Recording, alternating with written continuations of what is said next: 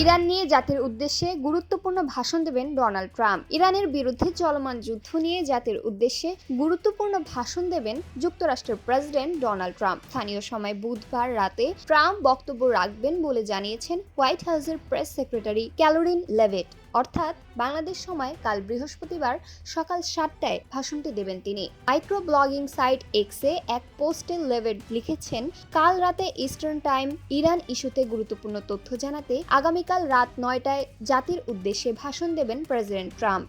এর আগে Trump white হাউসের ওভাল অফিসে সাংবাদিকদের বলেছিলেন আগামী 2 থেকে 3 সপ্তাহের মধ্যে ইরানে তাদের হামলা শেষ হবে। তিনি ওই সময় জানান ইরানিদের সঙ্গে তাদের সম্ভাব্য চুক্তি হতে পারে। গত 28 ফেব্রুয়ারি ইরানে যৌথ হামলা চালায় যুক্তরাষ্ট্র ও দখলদার ইসরায়েল। এরপর ইরানও পাল্টা হামলা শুরু করে। ট্রাম্প প্রথমে জানিয়েছিলেন কয়েক সপ্তাহের মধ্যে যুদ্ধ শেষ করবেন, তবে 1 মাস পেরিয়ে গেলেও এখনো যুদ্ধ শেষ হয়নি। উল্টো পরিস্থিতি দিন দিন জটিল হচ্ছে।